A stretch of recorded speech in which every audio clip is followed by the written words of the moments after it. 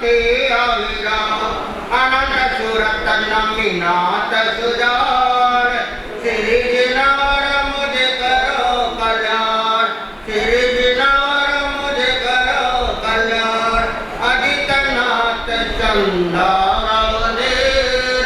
आदि सरस पास गंभीर विमलनाथ भीमल जग जान श्री जिनार मुझे करो कल्याण श्री जिनार मुझे करो कल्याण मल्लिनाथ दिन मंगल रो धनुष पचीस सुंदर सरो श्री हरनाथ नमो वर्धमान श्री जिनार मुझे करो कल्याण श्री जिनार मुझे करो कल्याण समति पद्म प्रभु अवतंस आशुपोत शीतल श्रेयांस कुंदु पार्थ अभिनंदन गान श्री जिनार मुझे करो कल्याण श्री जिनार मुझे करो कल्याण हिम पर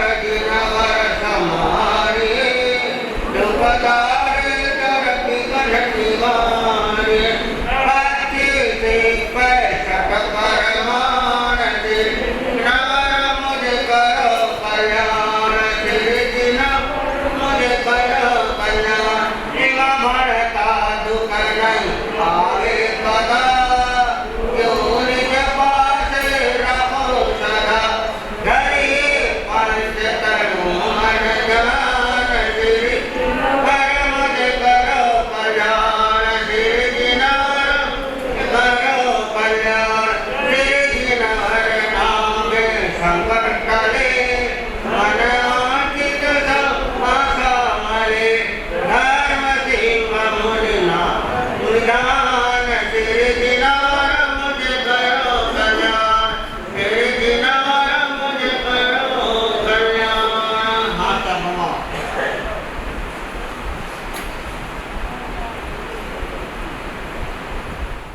करते हैं, जो सदाचार का सेवन करते हैं, जो दया पालते हैं, सेवा करते हैं, जो गुरु की आज्ञा में करते हैं, ऐसे जीव जो है ये क्या है, फिर उच्च देवलोक में अथवा क्या है पंचम गति को प्राप्त कर सकते हैं। तो ये हमारी यात्रा दुर्गतियों में जाने की यात्रा अथवा सुगतियों में या जो सबसे अच्छी गति है पंचम गति उसमें जाने की यात्रा कहाँ से शुरू होती है? श्रवण से।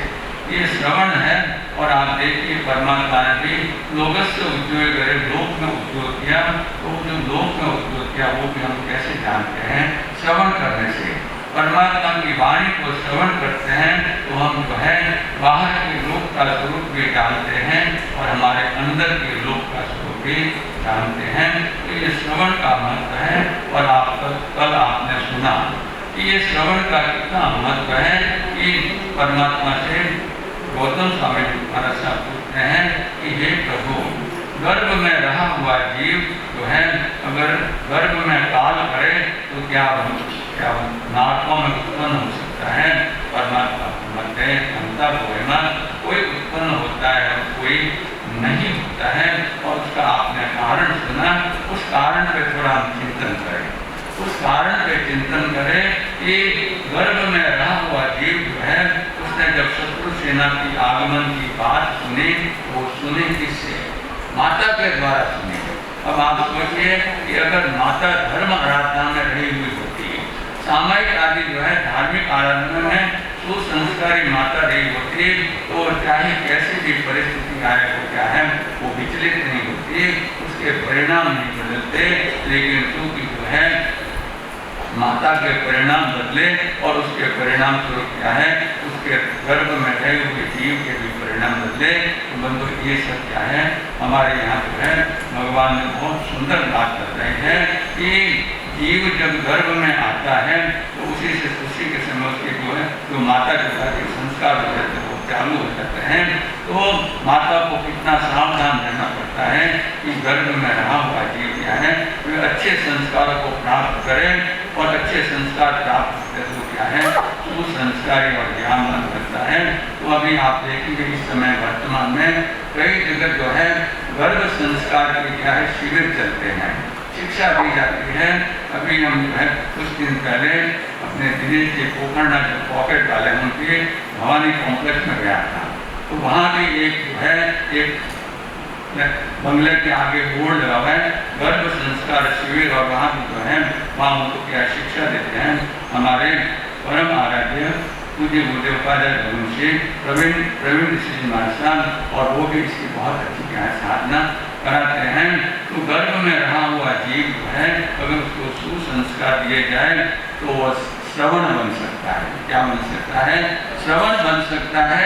और अगर वो जो है अच्छे संस्कार नहीं मिले वो रावण भी बन सकता है।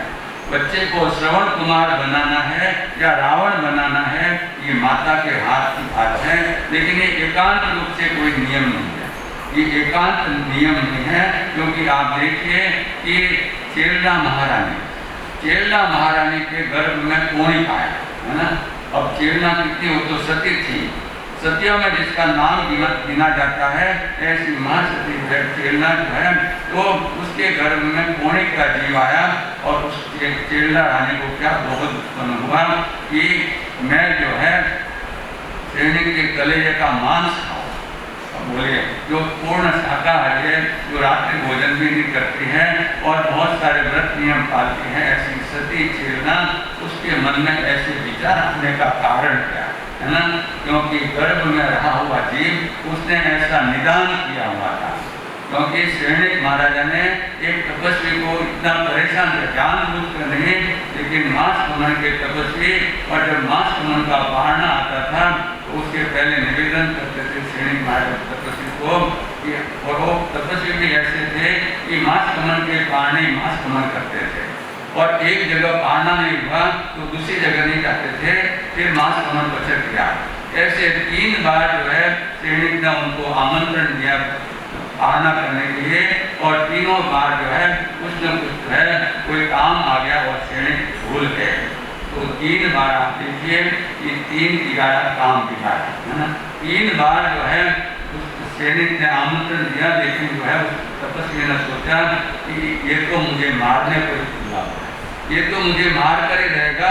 3 महीने यानी कंटिन्यूअस 3 महीने उनकी जो है तपस्या चल रही है। पहले महीने का पाना उसमें भी सैनिक चूक गया, दूसरे में चूक गया, तीसरे में चूक गया, और हर बार माफी मांगता है।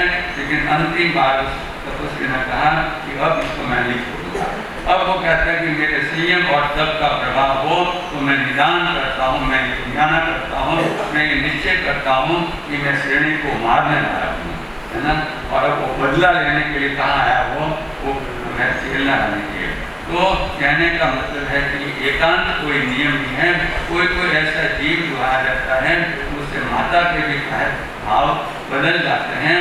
फिर भी हमारा तो धर्म पुरुषार्थ का है, और हमें तो यही चिंतन करना चाहिए कि अगर हम जो है अच्छे संस्कार और अच्छे हमारे जीवन में जो है धार्मिक गतिविधियाँ करेंगे तो हमारा बालक भी क्या है वो संस्कारी बनेगा।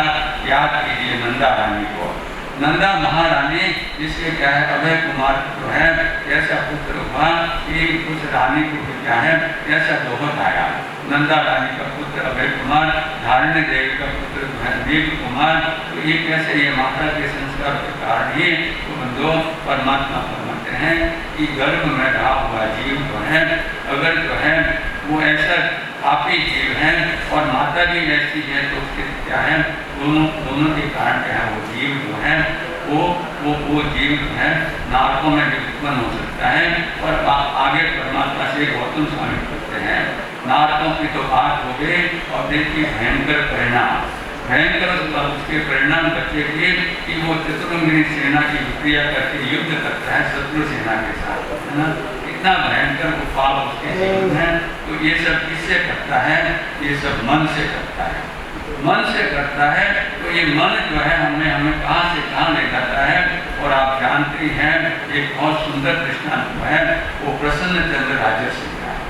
ये कानों से श्रवण करना जो है हम जब धर्म ध्यान में रहे तो धर्म ध्यान करें और जब संसार के काम करते तो संसार के काम करें, लेकिन हमारा ध्यान उनका नहीं।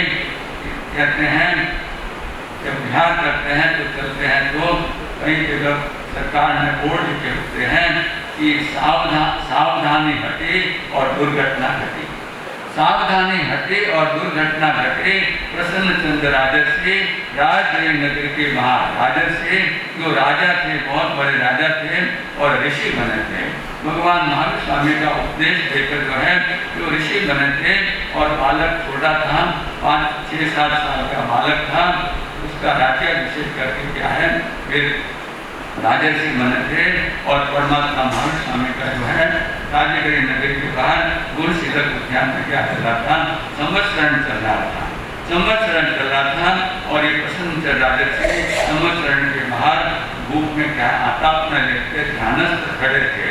और उस समय जो है चेलना श्रेणी महाराजा और चेलना रानी क्या है परमात्मा के दर्शन करने के लिए क्या है पधारते हैं। अभी आपको निदान की बात देखिए तो ये भी एक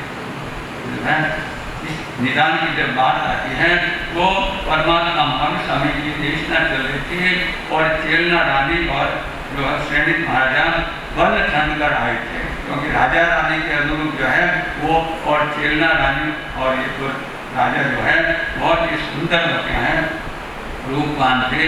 तो वहाँ रहे हुए साधु साध्वी, आप कल्पना कीजिए कि परमात्मा महावीर स्वामी केवल ज्ञानी और केवल दर्शनी, साथ में कई केवल ज्ञानी केवल दर्शनी उनकी परिषदा में है और उनके होते हुए भी साधु साध्वी निदान करते हैं। क्या निदान करते हैं कि हमारे संयम और तप का फल हो, तो साधु निदान करते हैं कि मैं सैनिक जैसा राजा बनूं। देखिए निदान जैसा जो है हमारी आत्मा को ग्रहण कर लेता है। ये सैनिक महाराजा को देखकर जो है साधु जो है भगवान ऐसा जो है निदान करते हैं कि मेरे संयम और तप का फल हो, क्योंकि मैं अगले भाव में सैनिक महाराजा बनूं। और साध्वी ऐसा निदान करती है कि हमारे संयम और तप का फल हो तो क्या बने, हम चेलना जैसी महारानी बने। तो ये बनने का तात्पर्य क्या है, संसार के काम भोगों को क्या है उनको सेवन करना, और क्या तात्पर्य हो सकता है। तो ये संसार के काम भोग जो है ये कितने लुभावने हैं, ये जो है इतने आकर्षक है कि जीव उनसे बच नहीं पाता है। ये तो परमात्मा का अनंत उपकार कि जब सभा विसर्जित हो गई, परिषद ध्यान से आई वहाँ चले गए, वो सब साधु साधियों को बुला कर क्या है फिर वे किसी का नाम लिए बगैर वे खाली कितना कहते हैं, वो पूछते हैं कि कुछ साधुओं ने वो कुछ साधियों ने क्या है ऐसा निदान किया है, वो जिन्होंने क्या वो समझ जाते हैं और परमात्मा उनको समझाते हैं और उसके जो है निदान के जो है क्या दुष्परिणाम होते हैं उनसे उनको क्या है वापिस जानकार कराते हैं और सब प्रायश्चित लेकर क्या है शुद्ध हो जाते हैं। इसीलिए जो है हम प्रतिदिन जो है प्रतिक्रमण में 2 बार बोलते हैं, परिक्मामी तीहिम सलहिम माया सलनम ज्ञान सलनम इच्छा दर्शन सलनम। यानी हम इसका प्रतिक्रमण करते हैं कि अगर हमने माया का सेवन किया है, निदान का सेवन किया है, मिथ्या दर्शन का सेवन किया है, तो उससे क्या है प्रतिक्रमण पीछे लौटते हैं और इन शल्यों से मुक्त होते हैं। बंदियों निदान इतना भयंकर है जिसके लिए कहा जाता है कि जो हाथी की सवारी कर रहा था वो गधे पे आकर बैठ जाता है, जो उपवन में विचर रहा था वो उकरड़े में आकर चला जाता है। इसलिए हमें निदान से बहुत बचना चाहिए।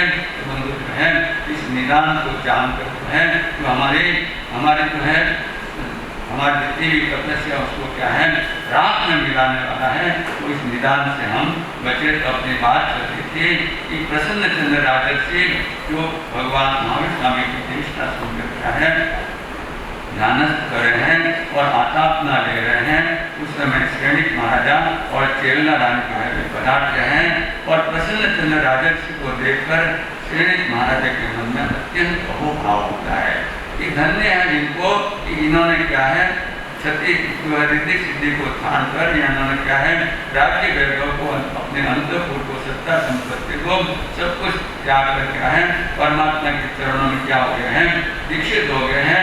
मैं तो अभागा हूँ दुर्भागा हूँ, तो क्या मैं ये काम नहीं कर सकता, लेकिन मैं क्या है भावपूर्वक अनुमोदना करता हूँ, इनको वंदन नमस्कार करता हूँ। अहो भावपूर्वक परमात्मा के समस्रण में जाते हैं और इस तरफ जो है जो सैनिक चतुरंगिनी सेना के साथ में आए थे तो उनके दो सैनिक जिनका नाम था सुमुख और कुसुम है, उसमें सुमुख नाम का जो है उनका सैनिक है, अंगरक्षक है, वो प्रसन्न राजर्षि को देखकर भावपूर्वक वंदन नमस्कार करता है, वो भाव करता है और अपने साथी को कहता है कि धन्य है इन महापुरुष को जिन्होंने क्या राज्य वैभव को छोड़कर क्या है अपने छोटे बालक को राजा बनाकर क्या है ये क्या है संयम अंगीकार के लिए है, आत्मकल्याण के पथ पर चले हैं। धन्य है इनके त्याग और को। तब प्रमुख नाम का जो है वो कहता है कि खाक है, खाक धन्य है इनको। छोटा बेटा जो है अभी जो है 5-6 साल का राजकुमार है, उसको उन्होंने क्या कर लिया, उसको राजगादी पर बिठा के ये मर करके नरक गति में चला जाता है। तो उसी संदर्भ में आप सुन रहे हैं प्रसन्न चंद्र राजर्षि जो क्या है जो ध्यानस्थ कर रहे हैं और मुमुख नाम का जो है जो अंगरक्षक है वो कहता है खाक है इनकी साधना को, इन्होंने अपनी क्या जवाबदारी निभाई। इन्होंने तो जो है ये अपने छोटे बेटे को राज्य देकर ये तो सब कुछ छोड़कर आ गए, लेकिन वहाँ शत्रु सेना का आगमन हो गया है। क्या कहता है शत्रु सेना का आगमन हो गया है और वो अगर नगर को घेर कर क्या है उस पर है उस राज्य पर आक्रमण करेंगे, वो छोटा राजा क्या करेगा और ये क्या है सब राज्य तहस नहस हो जाएगा। यहाँ भी यही बात आती है कि शत्रु सेना का आगमन। अब खड़े थे तो ध्यान में खड़े थे, तो ध्यान में धर्म ध्यान में खड़े थे, लेकिन वचन ऐसे सुने कि आर्थ ध्यान में चले गए और आगे जाते जाते कहाँ चले गए रौद्र ध्यान में। रौद्र ध्यान में चले गए और सोचने लगे कि हाय हाय मैंने ये क्या किया, छोटा बेटा जो है वो क्या करेगा, अब तो मुझे जाना पड़ेगा उसकी सहायता करने के लिए।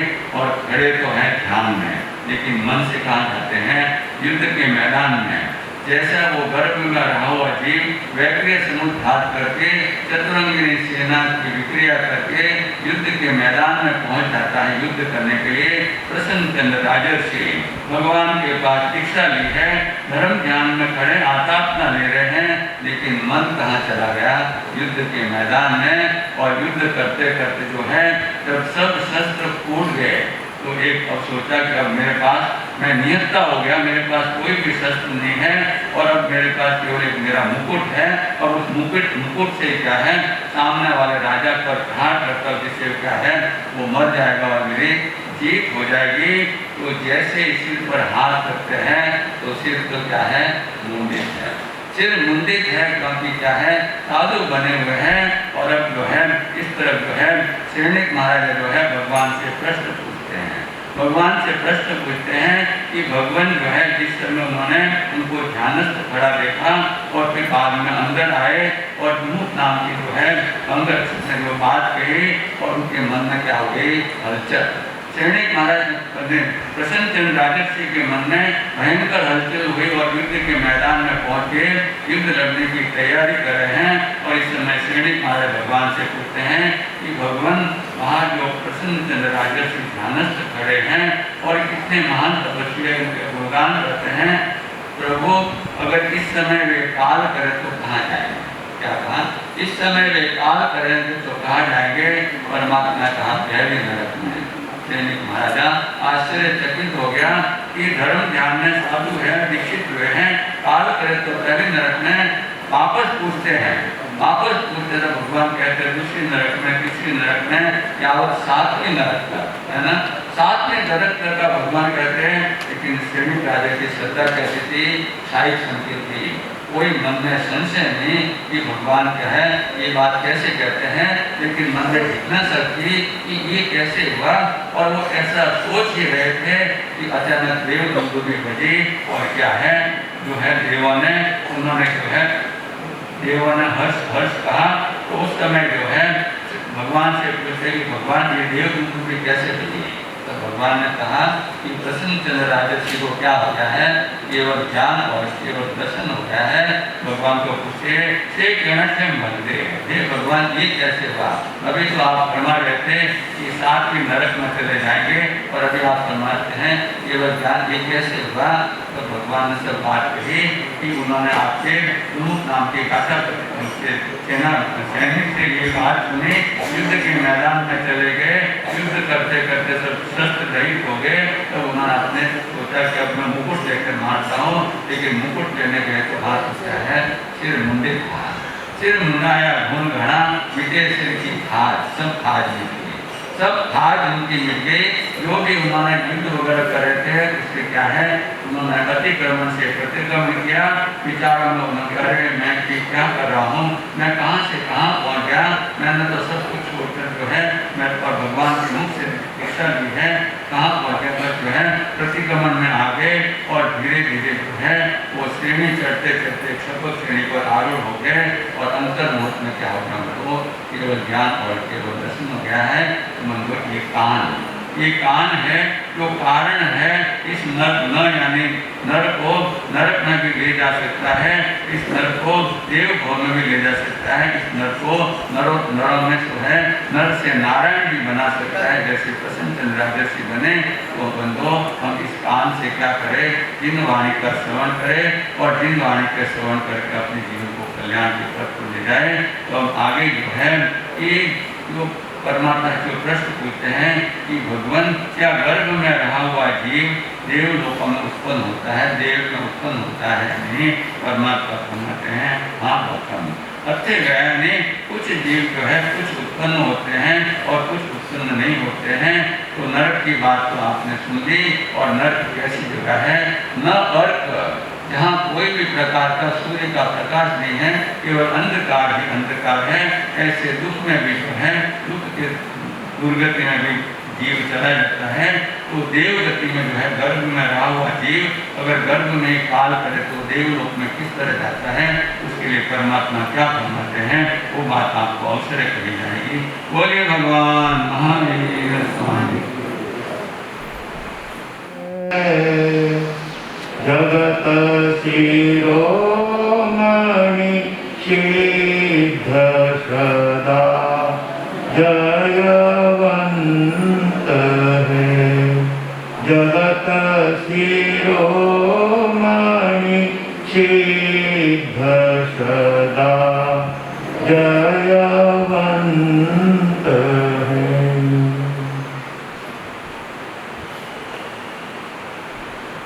अनंत ज्ञान दर्शन के धारक, भव्य जीवों के उद्धारक, जन जन को आत्मा का ज्ञान देकर इस अनंत संसार सागर से तारने वाले चरम तीर्थेश शासनपति श्रमण भगवान महावीर स्वामी को एवं आचार्य भगवान, उपाध्याय भगवान तथा समस्त उपकारी गुरु भगवंतों के चरण कमलों में हृदय की अनंत आस्थाओं के साथ कोटिशः वंदना अर्ज करने के पश्चात श्रोता बन जाओ मत कभी सरोता बनना कि श्रोता बन जाओ, आध्यात्मिक पथ चुनना कि श्रोता बन जाओ, आध्यात्मिक पथ चुनना कि श्रोता बन जाओ।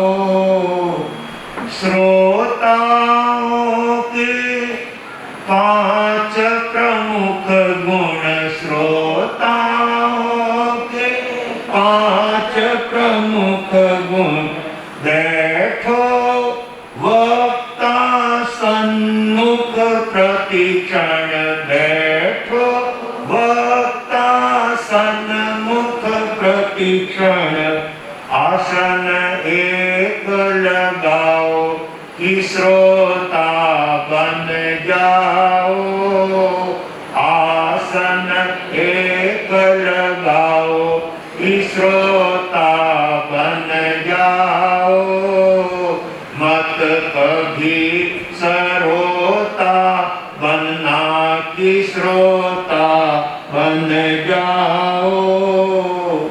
आपस में मत बातें करना, आपस में मत बातें करना, आलस निद्रा विकथा हरना, आलस निद्रा विकथा हरना।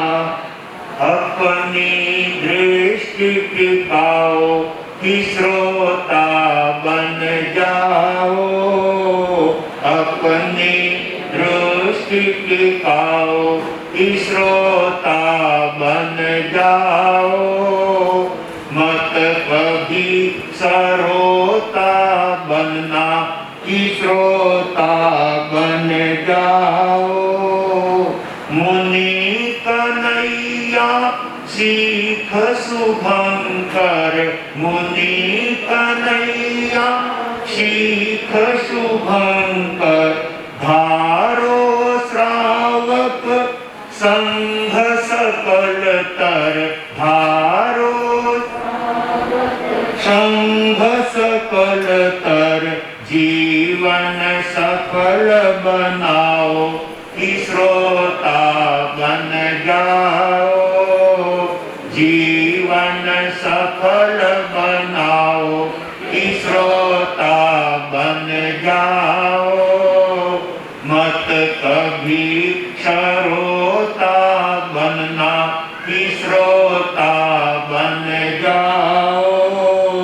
आध्यात्मिक पथ चुनना कि श्रोता बन जाओ।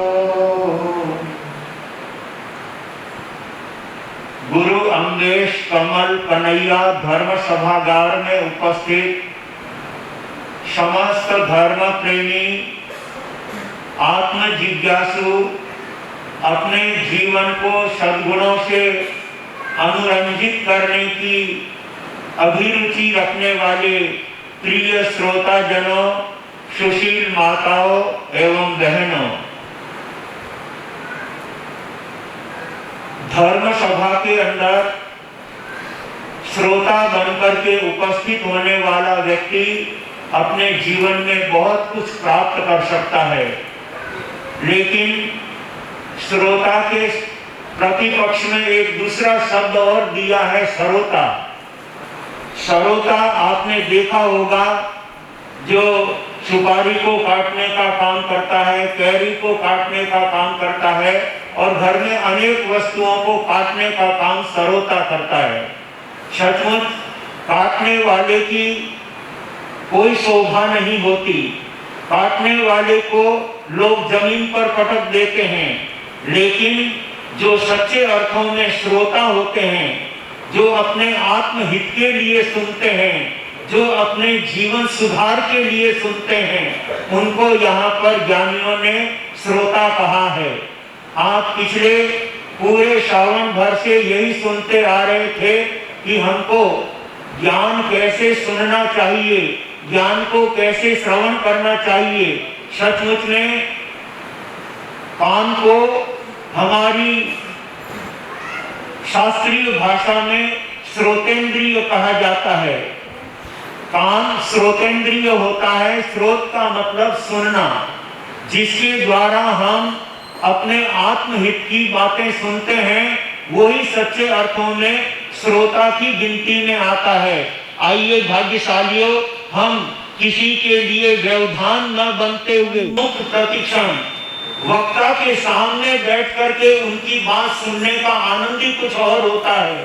साइड में बैठने की अपेक्षा हम जब वक्ता के सामने बैठते हैं और अपनी उनसे नजर से नजर मिला करके जब कोई बात सुनते हैं तो उसका आनंद अद्भुत हुआ करता है। तो श्रोता का पहला गुण है वक्ता के सामने बैठना, और दूसरा गुण है एक आसन से बैठना, बार बार आसन बदलना, बार बार पैर फैलाना, बार बार जो है पैर समेटना, वो कोई शारीरिक प्रतिकूलता हो तो एक बात अलग है, बाकी विवेक के साथ एक आसन से बैठ करके गुरु भगवंतों की वाणी श्रवण करने का लाभ लेना चाहिए और आपस में मत बातें करना। सचमुच श्रोता इतने भावनाशील होते हैं कि वक्ता की एक एक बात को वो ध्यान से सुनता है और दूसरों को व्यवधान पैदा न हो इसके लिए वो किसी से बातचीत भी नहीं करता है, जिससे दूसरों को भी धर्म से जुड़ने का, वक्ता के साथ जुड़ने का अवसर मिल सके। इसलिए श्रोता कभी बीच में किसी से बातें नहीं करे और एक दृष्टि से वक्ता की बात को, गुरु भगवंतों की बात को दिल लगा करके सुनता है, वो उस वाणी से अपने जीवन में बहुत कुछ प्राप्त कर लेता है। आलस निद्रा विकता तजना, बहुत श्रेष्ठ बात कही है कि हमें आलस्य रहित, प्रमाद रहित होकर के और सावधान होकर हमें परमात्मा की वाणी सुनने का लाभ लेना चाहिए। और निद्रा कैसी भी स्थिति हो, व्यक्ति के दिल में अगर सुनने की अभिरुचि है तो उसको कभी नींद नहीं आएगी और रुचि नहीं होती है तो वहां नींद आने लगती है, परंतु हम रुचि पूर्वक, ध्यान पूर्वक वक्ता की बात को सुनते हैं तो वहां नींद नहीं आ सकती। जिस समय आप 500-500 के नोट की गड्डी गिनते हो उस समय किसी को नींद आती है? नहीं आती है। बस उस 500 रुपए से भी ज्यादा महत्व जिन वाणी का समझने वाला व्यक्ति कभी अपने नींद नहीं लेता है, भावनाओं से प्रभु वाणी श्रवण करने का भाव रख करके चलता है। और साथ ही कहा है विकथा, किसी भी प्रकार की विकथा प्रवचन के बीच में व्यक्ति को नहीं करना चाहिए। 4 प्रकार की कथाएं बताई है, वो कभी अवसर होगा तो बताऊंगा, लेकिन विकथा का त्याग करते हुए हम वक्ता के सम्मुख बैठ करके गुरु भगवंतों की वाणी का श्रवण करते हैं और एक दृष्टि से उनको एक टक से देखते हुए उनकी बात को, उनके प्रवचन को ध्यान पूर्वक सुनने वाला श्रोता अपने जीवन में बहुत कुछ लाभ प्राप्त करता है। और हर चीज को ध्यान से सुनेंगे तो वो चीज आपके दिल में स्थान कर जाएगी, आप भूलेंगे नहीं। बाद में किसी को जाकर के सुना भी सकते हैं और जब वक्ता की एक एक बात को आप ध्यान से सुनते जाएंगे तो पीछे के लिंक को मिला करके हम आगे की बात को अपने आप समझते चले जाएंगे। इसलिए हर चीज को, हर बात को ध्यान से सुनना, मन से सुनना, भावनाओं से सुनना, तभी उस कथा का और उस धर्म सभा का एक आनंद जीवन के अंदर अलौकिक होता है। इसलिए भाग्यशालियों हम श्रोता बने और श्रोता बनकर के अपने तमाम दुर्गुणों को त्याग करते हुए जो श्रोता का एक गुण होता है उस गुण को अपनाते हुए हम वक्ता के सम्मुख बैठकर परमात्मा की वाणी का दिव्य लाभ लें। तो हम अपनी बात को आगे बढ़ाना चाहेंगे। यहाँ पर जो कथानक चल रहा है चंदन राजा और मर्यागिरी रानी का, जिन्होंने ध्यान से सुना है वो आगे की बात को अच्छी तरह से समझ पाएंगे कि सचमुच ये कथानक कहां से चालू हुआ था और किस प्रकार से वो कथानक आगे बढ़ रहा है। चंदन राजा चंपा नगरी के राजा बन गए हैं और मर्यागिरी रानी वो बंजारे के साथ काफिले में चल रही है और उनके 2 लाडले लाल शायर और नीर 12-12 वर्ष तक एक घर में माँ जी के यहाँ पर परवरिश होते हुए, बड़े होते हुए 12 वर्ष के बाद में उनके मन में एक संकल्प जगा कि हम अपने माता पिता का पता लगाएंगे, जिन्होंने हमें जन्म दिया है, जिन्होंने हमें संस्कार दिए हैं, ऐसे अपने माता पिता का पता लगाने के लिए वे दोनों शायर और नीर वहां से निकलते हैं। गांव-गांव, नगर-नगर घूमते हुए किस तरह से वो अपने माँ बाप का पता लगाएंगे और किस तरह से उनकी वे जानकारी प्राप्त करेंगे, ये बात हम इस कथानक से आगे बढ़ाना चाहेंगे। युग युग से भारत में यह अमर कहानी, धन्य चंदन राजा और मलिया गिरिरानी। धन्य चंदन राजा और मलिया गिरिरानी। नहीं मात पिता की झलक कहीं पर पाए। चलते चलते चंपापुर में वे आए। लख छटा नगर की तबियत अति हर्षानी। धन्य चंदन राजा और मलिया गिरिरानी। धन्य चंदन राजा और मलिया गिरिरानी। शायर और नीर अपने माता पिता का पता लगाते हुए अनेक ग्राम नगरों में जाते हैं और जिस गांव और नगर में जाते हैं वहां के लोगों के वे अपने बन जाते हैं। सारे गांव के लोग, वहां के नगर के लोग यही चाहते हैं कि ये दोनों भाई यहीं पर रहे, लेकिन उनको कहीं पर रहना नहीं था। उनका एक ही लक्ष्य था, अपने जन्मदाता माता पिता की जानकारी लेना, उनका पता लगाना, और इसके लिए जहां कहीं भी उनके माता पिता की जानकारी नहीं मिलती है उस क्षेत्र को छोड़ करके वे आगे निकल जाते हैं। ऐसे अनेक गांव नगरों को घूमते हुए, फिरते हुए, चलते हुए कई दिन बीत गए, कहीं पर भी माता पिता की जानकारी नहीं मिल रही है। परंतु ऐसी कठिन घड़ियों में जो व्यक्ति धैर्यवान होता है, जो अपने आप में विश्वास लेकर के चलता है, आशावादी होकर के चलता है, वो एक दिन अपनी मंजिल को प्राप्त कर ही लेता है। कहते हैं वे दोनों बालक ग्राम नगरों में भ्रमण करते करते एक दिन चंपा नगरी के अंदर आ जाते हैं और उस चंपा नगरी का भव्य वातावरण देख करके, चंपा नगरी की बसावट देख करके, चंपा नगरी की शोभा देख करके उनको मन में ये भाव होता है कि हमें कुछ दिन इस चंपा नगरी के अंदर रुक करके यहाँ पर अपना थोड़ा काम काज भी करेंगे और कुछ दिन यहाँ रुकेंगे। बहुत बड़ा शहर है ना, इसलिए माता पिता की जानकारी भी करना है और कुछ दिन यहाँ रुकना भी है। ऐसा जान करके वे विचार करते हैं कि हमें यहाँ के राजा से मिलना चाहिए। यो सोच वे आए राज्य सभा के माही। बैठे जहाँ चंदन सिंहासन शोभाई। खिल रही सभा जो इंद्र सभा लासानी। धन्य चंदन राजा और मलिया गिरिरानी। धन्य चंदन राजा और मलिया गिरिरानी। वे दोनों बालक शायर और नीर चंपा नगरी में घूमते हुए वहां पर अपना मन बहलाते हुए विचार करने लगे कि हमें इस चंपा नगरी में कुछ समय के लिए रुकना है और इसके लिए हमें एक बार राजसभा के अंदर जाना चाहिए और यदि राजा के यहाँ पर कोई काम मिल जाता है तो इससे बढ़कर के अपने लिए और खुशी की क्या बात हो सकती है।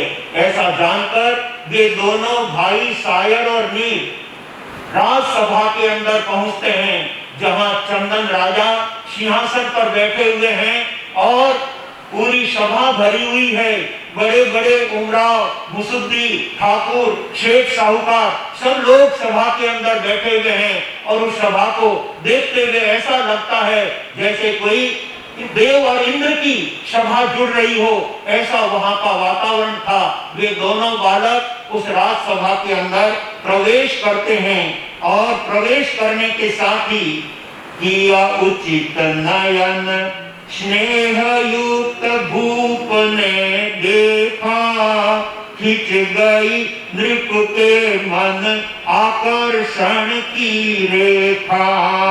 क्या ज्योतिर्मय जोड़ी है बड़ी सुहानी। धन्य चंदन राजा और मलिया गिरी रानी, धन्य चंदन राजा और मलिया गिरी रानी। जो ही वे दोनों बालक राजसभा में प्रवेश करते हैं और सामने सिंहासन पर राजा चंदन बैठे हुए, उनकी नजर उन दोनों युवाओं के ऊपर पड़ती है। उन दोनों युवा बालकों को देखकर चंदन राजा के हृदय में एक स्नेह की रेखा खिंच जाती है। और क्यों नहीं खिंचेगी बंधुओं, जो उनके इसी जन्म के पुत्र हैं। लेकिन राजा चंदन 12 वर्ष से चंपा नगरी का राज्य कर रहे हैं और बालक कहीं और बड़े हो रहे थे, और महारानी मलियागिरी वो तो कहीं और जो है अपना समय बिता रही है। ऐसी स्थिति में 12 वर्ष के अंदर मिलने वाले व्यक्ति को भूल भी जाते हैं और एकदम अचानक ये भी कैसे सोच सकते हैं कि ये मेरे ही पुत्र हैं। लेकिन उन दोनों युवानों को देखकर राजा चंदन के हृदय में प्रेम के भाव उभर करके आते हैं, और जिस भावनाओं के साथ और जिस लक्ष्य के साथ उन दोनों बालकों ने महाराजा चंदन का जो अभिनय किया, महाराजा चंदन के प्रति जो अभिवादन किया, उसे देखकर चंदन राजा खुश हो जाता है। क्या इन बालकों की नम्रता है, क्या इनके अंदर सरलता है, क्या इनकी सहजता है। सचमुच में एक एक छोटी छोटी बात राजा चंदन को अपनी तरफ खींचने का काम कर रही है। उन दोनों राजकुमारों ने, शायर और मीर ने राजा चंदन को भावपूर्वक नमन किया, प्रणाम किया। महाराजा चंदन ने भी उनको बैठने के लिए यथा योग्य जगह दी और उससे पूछे राजा कहो कैसे हुआ है आना, दिल खोल स्पष्ट उद्देश्य हमें बतलाना, नतमस्तक हो शायर यो बोला वाणी, धन्य चंदन राजा और मलियागिरी रानी, धन्य चंदन राजा और मलियागिरी रानी। महाराजा चंदन उन दोनों राजकुमारों के व्यवहार को देखकर, उनकी नम्रता को देखकर, उनके विनय और सरलता को देखकर बड़ा प्रभावित होता है। और राजा उन दोनों युवा साथियों से पूछता है कि भाई आप यहाँ पर हमारे राज्य में किस उद्देश्य से आए हैं, किस भावना को लेकर के आए हैं। तब शायर खड़ा होता है। शायर और नीर दो भाई थे। शायर बड़ा था, नीर छोटा था। अपने भाई के बीच में कभी नहीं बोलता था। जब बड़ा भाई बोल रहा है तो छोटा भाई उनकी बात को कभी काटता नहीं था, उनके बीच में कभी नहीं बोलता था। ये भी एक बहुत बड़ी समझदारी होती है। जब बड़े बात कर रहे हो तो छोटों को बीच में कभी नहीं बोलना चाहिए, ये धृष्टता कभी नहीं करनी चाहिए। और इस बात को नीर बहुत अच्छी तरह से समझता था। वो मौन धारण करके बैठा है और शायर खड़ा होकर के अपने दिल की बात राजा साहब को निवेदन करता है क्षत्रिय हम वीरोचित कार्य करेंगे, उपयुक्त कार्य दो उसको पूर्ण करेंगे, बदले में चाहे केवल रोटी पानी, धन्य चंदन राजा और मलियागिरी रानी, धन्य चंदन राजा और मलियागिरी रानी। शायर सभा में खड़ा होकर राजा साहब के प्रश्न का जवाब देते हुए निवेदन करता है कि राजन, हम दोनों परदेशी हैं। राजा चंदन भी उन बालकों को अभी तक पहचान नहीं पाए हैं और दोनों बालक भी राजा चंदन को पहचान नहीं पाए हैं, क्योंकि 12 वर्ष का बहुत लंबा अंतराल बीत चुका था। इसलिए शायर कहने लगा कि राजन, हम परदेशी हैं और आपके राज्य में कुछ काम की खोज करते हुए यहाँ पर आए हैं। हम चाहते हैं कि आपके यहाँ से हमको अगर कोई काम मिलता है तो हम दिल से आपका काम करेंगे और वो काम अपना समझ करके करेंगे।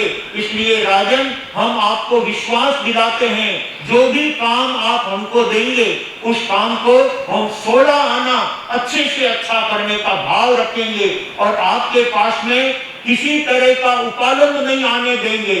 हमारी बात को लेकर किसी तरह का उपालंब आपके पास नहीं पहुंचेगा, यह हम विश्वास दिलाते हैं। आप जो भी काम देंगे वो प्रेम से करेंगे और बदले में हमें और कोई पगार नहीं चाहिए, केवल रोटी कपड़ा और रहने के लिए मकान इतना चाहिए। इतना सा हो जाएगा तो हम अपना जीवन चला लेंगे। राजा उस शायर की बात को सुनकर विचार करने लगे। ऐसे होनहार युवा कार्यकर्ता, इतने सशक्त कार्यकर्ता और इतने दिल से काम करने की भावना रखने वाले युवा केवल रोटी और पानी के बदले में हमारे यहाँ काम करना चाहते हैं। उसी समय राजा ने सेनापति को आदेश देकर के बुलाया। सेनापति को नृप ने आदेश सुनाया, दोनों युवकों को सेना में रखवाया। कुछ दिन में ही अनुपम प्रतिभा प्रकटानी, धन्य चंदन राजा और मलिया गिरी रानी। धन्य चंदन राजा और मलिया गिरी रानी। भाग्यशालियों, राजा चंदन ने सेनापति को बुला करके आदेश दिया, सेनापति जी, ये दो युवा अपने राज्य में काम करने के लिए आए हैं और दोनों बहुत अच्छे सशक्त हैं, बहुत अच्छे कार्यकर्ता हैं, बहुत अच्छे निष्ठा से काम करेंगे। इसलिए अपनी सेना के अंदर इनको भर्ती कर लो और जो कुछ ये सीखना चाहे वो इनको सिखाओ भी सही, और अपने सेना में जहां जहां जरूरत पड़े वहां पर इनका उपयोग करते जाइए। सेनापति महाराजा चंदन का आदेश पाकर के उन दोनों युवाओं को अपनी सेना में भर्ती कर लेते हैं और वहां पर जो भी काम बताते हैं उस काम को इतनी सफाई से करते हैं, इतनी प्रतिभा से करते हैं, इतनी अपनेपन से करते हैं, जिसे देखकर सेनापति आकर्षित हो जाता है, सेनापति प्रभावित हो जाता है। अरे सेनापति नहीं, लेकिन सारी सेना उन दोनों भाइयों के व्यवहार को देखकर, उनके काम को देखकर, उनके आदान प्रदान को देखकर बड़े खुश होते हैं। ये तो अजनबी कोई युवा कार्यकर्ता हैं, अजनबी सैनिक हैं जो हमारे राज्य की शोभा बढ़ाने का काम करेंगे। सारे लोगों के दिल में उन्होंने थोड़े ही दिन में अपनी जगह बना ली। सारे लोग उनको अपना भाई समझ करके उनके साथ व्यवहार करते हैं और आनंद से समय बीतता चला जा रहा है और अचानक क्या घटना घटित होती है। श्रोता अब सुनिए ध्यान लगा कर सारे, मलिया गिर जिस डेरे में समय निकारे, जिस बनजारे ने रची अधम बेईमानी, धन्य चंदन राजा और मलिया गिरी रानी। धन्य चंदन राजा और मलिया गिरी रानी। दोनों भाई शायर और नीर ने न केवल सेना में ही अपनी छवि बनाई है, बल्कि पूरे चंपा नगरी के अंदर इन दोनों बालकों की चर्चा होती है। उन दोनों बालकों की बहुत जो है लोगों में बातें होती है।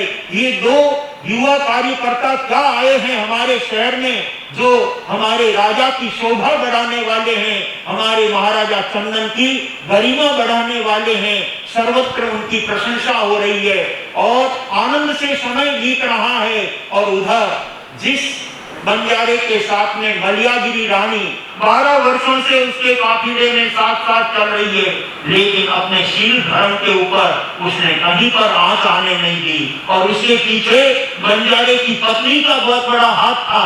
वो कहने लगी, बहन मेरे रहते हुए बंजारा आपके सामने देखना तो बात अलग है, आपका स्पर्श भी नहीं कर सकता। मैं आपको विश्वास दिलाती हूँ, आप मेरी बहन हो, आप यहाँ रहकर के अपनी धर्म कार्य करो, अपनी सामायिक स्वाध्याय करो, आप अपनी धर्म आराधना करो, आपको कई किसी तरह से अड़चन नहीं आने देंगे। मेरे साथ खाना पीना और सारी व्यवस्था उस बंजारन ने महारानी मलियागिरी की संभाल ली थी। 12 वर्षों तक गांव गांव नगर नगर ढाणी ढाणी घूमते हुए वो लखा बंजारा घूमता फिरता उसी चंपा नगरी के अंदर अपनी बालक लेकर के पहुंच जाता है और चाहता है कि मैं चंदन राजा से इजाजत लेकर के यहाँ कुछ दिन ठहर करके मैं अपना व्यवसाय करूंगा, मैं अपना व्यापार करूंगा। ऐसी बात सोच करके बंजारा अपने काफिले के साथ चंपा नगरी के बाहर आकर के अपनी 1 लाख बालक को वहीं पर रोक देता है। और अब वह बंजारा किस तरह से महाराजा चंदन की सेवा में राज दरबार में जाएगा और किस तरह से वो इजाजत प्राप्त करेगा और किस प्रकार से वो अपने काफिले के साथ रह करके अपना व्यापार चालू करेगा। और उन दोनों सैनिकों को उस बंजारे की पूरे काफिले की और उनके पूरे लोगों की सुरक्षा के लिए उस बंजारे के खेमे पर उनको सारी सेवा का काम सौंपेंगे और किस तरह से वो सेवा के लिए बालक आगे जाएंगे और उनके काफिले की सुरक्षा करते हुए क्या घटना घटित होगी, ये बात तो यथा अवसर श्रवण करने से पता लगेगी। सौभाग्यशालियों, जीवन के अंदर उतार और चढ़ाव आते रहते हैं, लेकिन जो व्यक्ति विश्वास के साथ में, धैर्य के साथ में और आशा के साथ में अपने कदम से कदम आगे बढ़ता चला जाता है, वो एक दिन दुख के गहरे गर्त से निकल करके एक बहुत अच्छे सुख के साम्राज्य में अपना कदम धरने का काम करता है। आइए ऐसे हम उस शायर और नीर की चर्चा को आगे ध्यान पूर्वक सुनेंगे, क्या घटना घटित होती है। अभी तक तो बंजारा चंपा नगरी के बाहर आकर के अपनी बालक को रोका है और दोनों बालक शायर और नीर राजा की सेना में सैनिक के रूप में काम कर रहे हैं। महाराजा चंदन को ये पता नहीं है ये 2 बालक कौन हैं और दोनों बालकों को भी चंदन राजा के विषय में अब तक कोई जानकारी नहीं हुई है कि ये हमारे पिता हैं। किस तरह से इन सारी चीजों का खुलासा होगा और कैसे शायर और नीर अपने माता पिता का पता लगाएंगे, ये बात तो इस कथानक को यथाक्रम हम आगे श्रवण करेंगे, तब जाकर के इसकी सच्ची जानकारी और सच्ची हकीकत हम इससे वाकिफ हो सकेंगे। आइए सौभाग्यशालियों, हमारे यहाँ पर तपस्या का सुंदर माहौल बना हुआ है और अनेक भाई बहन बड़ी उत्साह और उमंग के साथ में तब अनुष्ठान करते हुए अपने परिवार का और कांग्रेस संघ का गौरव बढ़ा रहे हैं। अभी थोड़े दिन पहले भाई उत्तम चंद जी गन्ना के परिवार में 3 पीढ़ी से बड़ी तपस्या का आयोजन हुआ। बेटे ने प्रवीण कुमार जी ने 28 तप किया और उनके पौत्र ने 9 उपवास की तपस्या की, तो दादा के मन में भी भावना बनी कि मैं पीछे क्यों रहूं। अपने पोते को 9 उपवास की तपस्या करते हुए देखकर बाबूलाल जी साहब उन उत्तम चंद जी गन्ना के मन में भी भाव जगा, जिन्होंने कभी जीवन में विपासना नहीं किया। वो अपनी आत्मकथा सुनाते हैं कि मैं कभी ज्यादा धर्म के संपर्क में, साधु संतों के संपर्क में नहीं आया, इस चातुर्मास के अंदर आपका सानिध्य मिला और हमारे परिवार में इस तरह की तपस्या देखकर मेरा भी मनोभाव बना है कि गुरुदेव मैं भी तपस्या करना चाहता हूं और जहां तक होगा आपके चरणों में बैठकर तब श्रृंखला में आगे बढ़ता जाऊंगा। और हंसते खेलते उन्होंने 11 उपवास कर लिए। इस प्रकार से पूरे परिवार के अंदर एक आनंद का वातावरण बन गया। तो आज हमारे यहाँ पर श्रीमती कुंजल बहन हिम्मत लाल जी गन्ना, बाबूलाल जी साहब गन्ना की पुत्र वधू कुंजल बहन के 11 उपवास के तपस्या की पछावनी है। और उसके साथ साथ भाई मिहिर दिनेश जी 10 जिनके आज 30वां उपवास है। और कल 31 की पछावनी यहीं पर 13 सभा भवन में होगी। इसी तरह से श्रीमान धनराज जी साहब ओस्तवाल जिनके आज 23 की तपश्चर्या है। श्रीमती वर्षा जी बोहरा जिनके आज 23 की तपस्या है। और श्रीमान ललित कुमार जी गौतम चंद जी मेहता इराव उनके आज 22 उपवास की तपस्या है। मां समन की तरफ आगे बढ़ने के भाव हैं। और सुश्री प्रियंका ललित जी देसरला अतुल में रहते हैं लेकिन तपस्या के पश्चात यहाँ पर बराबर चल रहे हैं। आज उनके 29 उपवास की तपस्या है। 31 उपवास करने के भाव हैं और उनकी पछावनी भी समय पर होगी। ऐसे हमारे यहाँ पर 5-5, 6-6 मास समान लाइन में चल रहे हैं। उसके साथ साथ श्रीमती कुंजल बहन हिम्मतमय जी गन्ना जिनकी आज 11 उपवास की पछावनी है। ऐसे तपस्वियों के लिए 2 पंक्तियां हम तप की कह करके उनके तप का अनुमोदन करेंगे। तपस्यारी महिमारो पार न पाया, तपस्यारी महिमारो पार न शास्त्रों में साक्षात प्रभु गुण गाया, शास्त्रों में साक्षात प्रभु गुण गाया। तपस्वी जी ठाणे बलि बलि जावा, तपस्वी जी ठाणे बलि बलि बलि बलि जावान गुण जस गावा, बलि बलि गुण जस गावा। तपस्वी जी ठाणे बलि बलि जावा, तपस्वी जी ठाणे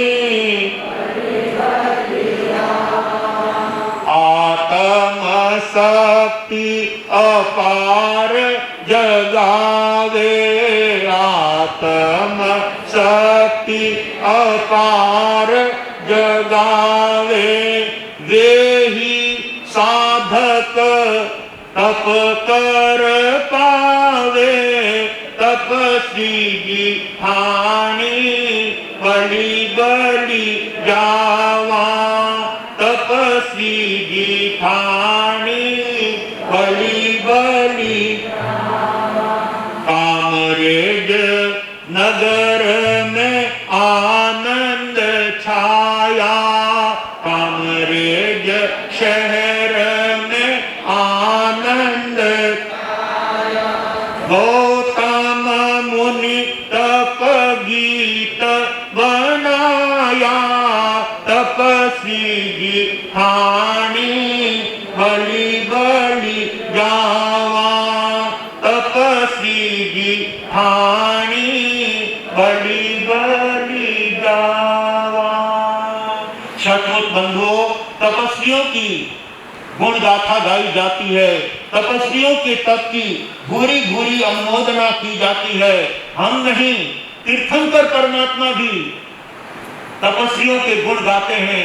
जिस समय श्रेणिक महाराजा ने भगवान महावीर स्वामी से पूछा कि भगवान आपके 14,000 संतों में सर्वश्रेष्ठ संत कौन है, तब परमात्मा महावीर ने कहा मेरे 14,000 संतों के अंदर यदि इस समय में कोई सर्वश्रेष्ठ संत है तो धन्ना अणगार है, जिन्होंने बेले बेले की तपश्चर्या और बेले की तपश्चर्या में आइंबिल का पारना केवल 9 महीने उन्होंने बेले बेले पारने किए, जिसमें परमात्मा ने उनकी अनुमोदना की, परमात्मा ने उनके जीवन की तारीफ की। और स्वयं राजा श्रेणी की ये बात सुनकर के धन्ना अणगार के दर्शन करने के लिए जाते हैं और अपने भाग्य की सराहना करते हैं। तपस्वियों के गुणगान करते हुए उत्कृष्ट रसायन आवे तो आत्मा तीर्थंकर नाम कर्म का उपार्जन कर लेता है। और हमारे मारवाड़ के अंदर जब बहनें तपस्या के पछाण लेने के लिए आती है तो नगर की बहनें उनके साथ गीत गाते हुए, तपस्या के गीत गाते हुए उन तपस्वी बहन को या तपस्वी भाई को साथ में लेकर के आते हैं और तपस्वी अपने मन में विचार करती है कि गुरुदेव मुझे तप के पछाण करावे।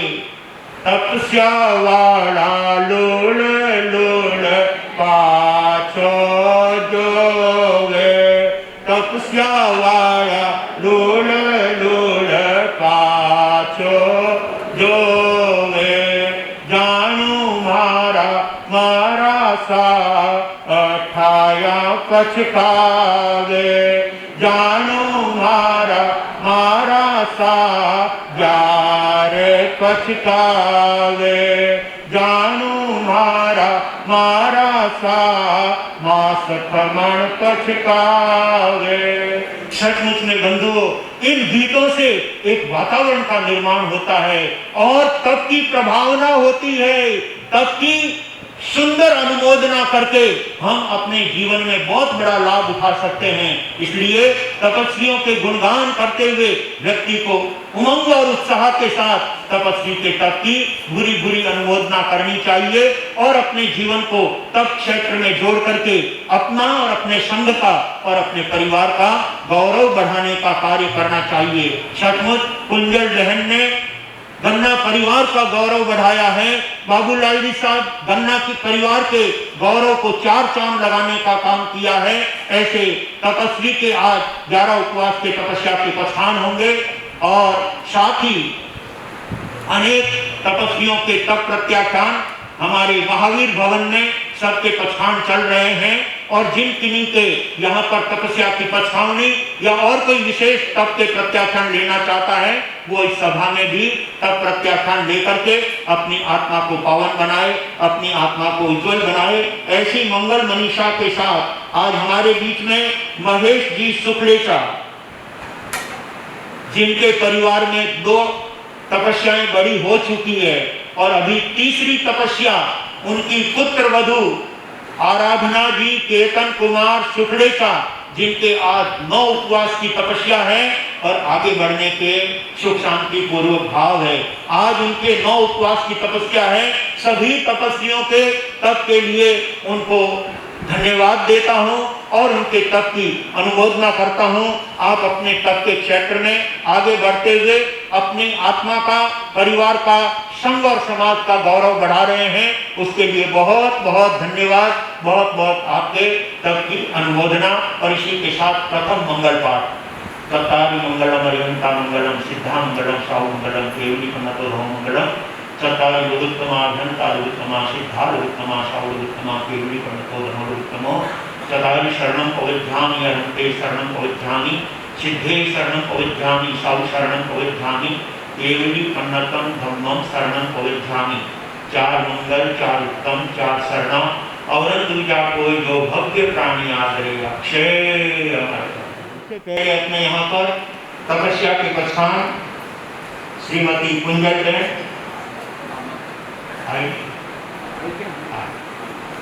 हिम्मत जी गन्ना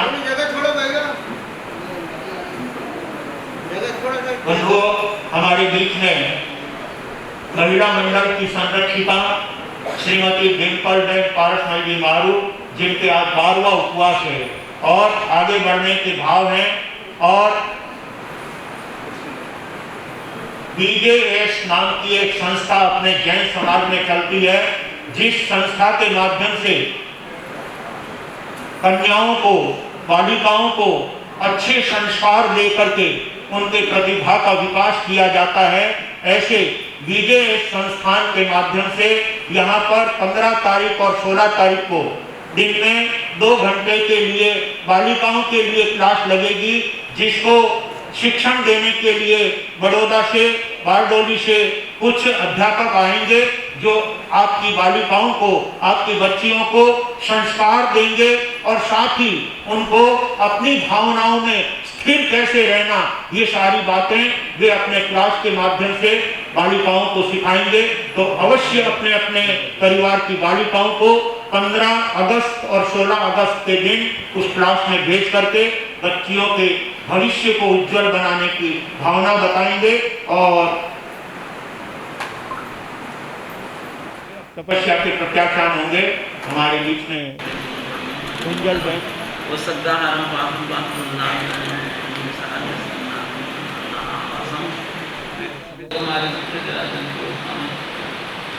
चिट्ठो दूरे मंतो टिप्पणामो जीवा आवंती में दुख दो तमको सते लगे चिंतामणि कपो पायो प्रिय पावन छोटी के जीवा राम नाम ये संतो माय सब दुख में करेंगे न तादेव दिट बोल वे भवे पास दिन अंदर आप 24 तपस्या करने वालों को, जिन शासन की शान बढ़ाने वालों को बड़े बड़ीवा में अपना समय देते हैं और कोचरी के समय में और मराश्री के किसी भी विशेष कार्य के लिए वे हमेशा तैयारी के साथ अपना समय दे करके सेवा में संलग्न बने हुए हैं। भाई हिम्मत जी की हिम्मत वास्तव में तारीफ काबिल है। ऐसे भाई श्री हिम्मत जी की धर्म सहायिका कुंजल बहन ने 11 उपवास करके गन्ना परिवार का गौरव बढ़ाया है।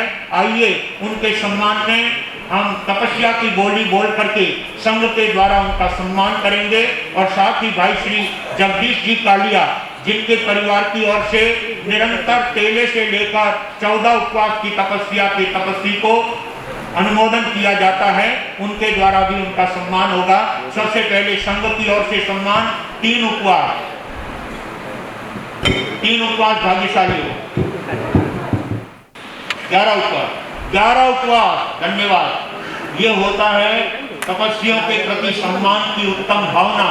11 उपवास एक बार, 11 उपवास 2 बार और 11 उपवास 3 बार। बोलिए भगवान महावीर स्वामी की। ये तपस्या के सम्मान का लाभ लिया है श्रीमती और 11 उपवास की बोली लेकर के कुंजन बहन का सम्मान करने का लाभ लिया। दोहरा लाभ इनको मिलेगा।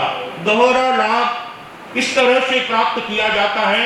आज तपस्वी के 11 उपवास का सम्मान का लाभ भी इनको मिला है और स्वयं 11 उपवास की तपस्या करके तो अपनी आत्मा को पावन बनाएगी ही। बहुत बहुत धन्यवाद। आए मंजल जी और आराधना जी आए और तपस्वी का साल माला के द्वारा तेला था और 8/28 की तपस्या करके गुरुदेव की झोली में तपस्या की भेंट चढ़ाई है और वही उनके भाव हैं। उनके भी 13 तारीख को यहाँ पर तपस्या की कछावनी का कार्यक्रम गुरुदेवों की झोली तपस्या से भर दी है। सचमुच में ऐसे तपस्वी हमारे संघ का गौरव बढ़ाते हैं। मुझे कहते हुए बहुत हार्दिक प्रसन्नता होती है। हमारे धर्म संघ के एक बहुत अच्छे निष्ठावान सुश्रावक और उन्होंने 35 उपवास की बोली ले रखी है, तो 35 तो करेंगे ही करेंगे। मैं समझता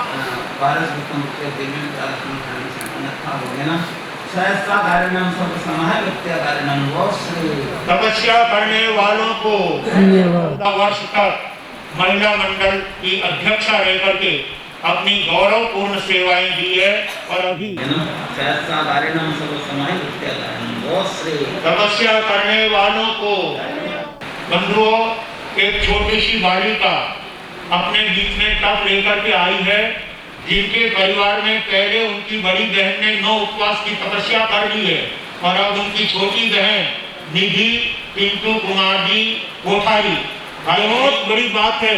मैं समझता हूँ मास खमन से भी किसी तरह से वो तप कम नहीं हो सकता और जिनका तप धन्ना अंगार के उस तप की बराबरी करने वाला तो क्या, परंतु जिस आई मिल के अंदर सिर्फ रोटी और पानी यूज किया जाता है कोई प्रकार का। मैं अपने शब्दों को विराम देता हूँ।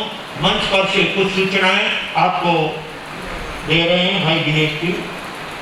करता परिवार श्रीमान राजमल जी साहब, मुकेश कुमार जी साहब कोठारी कामरेज, कृपया आगे बढ़ा जाए। बाहर से पधारे हुए मेहमानों में श्रीमान बाबूलाल जी साहब मांडोत सोडा सूरत, कृपया आगे पधारे। संघ आपका हार्दिक स्वागत अभिनंदन करना चाहता है। महावीर संस्कार धाम के आप अध्यक्ष हैं और बहुत अच्छी सेवाएं दे रहे हैं। इतने विशाल श्रीमान रमेश चंद्र जी सा सिसोदिया, आपको इतनी खुशी होगी, एक एक शब्द मोती की तरह अलग अलग बोलते हुए। दिलीप कुमार जी सा दड्डा, श्रीमान सुशील कुमार जी सा वेद कोटा से पधारे हैं। श्रीमान सुशील कुमार जी सा वेद, वो भी कृपया आगे पधारे। डड्डा साहब, वेद साहब, ये सभी सेवाएं देते हैं। सम्मान संघ के द्वारा किया जा रहा है। बहुत अच्छा धार्मिक क्षेत्र है, वहाँ पर पधारने वाले साधु साधियों की जी साहब बापना सादरी संघ के एक बहुत अच्छे निष्ठावान और सेवाभावी बहुत अच्छे निष्ठावान कार्यकर्ता हैं। भाई अमृतलाल जी प्रत्येक चातुर्मास में गुरु भगवंतों की सेवा का और दर्शन का लाभ लेते हैं। बहुत बहुत श्रीमान रमेश सा सिसोदिया की तरफ से 1100 रुपए की राशि जीवदिया में प्राप्त हुई है। श्रीमान दिलीप जी सा दड्डा, कल का प्रोग्राम 15 और 16 अगस्त को रखा गया है। उसका समय दोपहर 1 बजे से साढ़े 6 बजे तक का रहेगा और उस प्रोग्राम का आयोजन भारतीय जैन संगठन द्वारा आयोजित स्मार्ट गर्ल वर्कशॉप में 7 लाइफ चेंजिंग इंटरेक्टिव सेशन का आयोजन रहेगा 2 दिन में। वो समय 1 से 6 बजे का 13 पौन में रहेगा। और भिक्षु दया का जो आयोजन 16/8/25 जन्माष्टमी के दिन श्री संघ की तरफ से रखा गया है। आप शीघ्र ही अपना नाम जल्दी से जल्दी उसमें लिखवा दें ताकि आगे की व्यवस्था सुचारू रूप से की जा सके।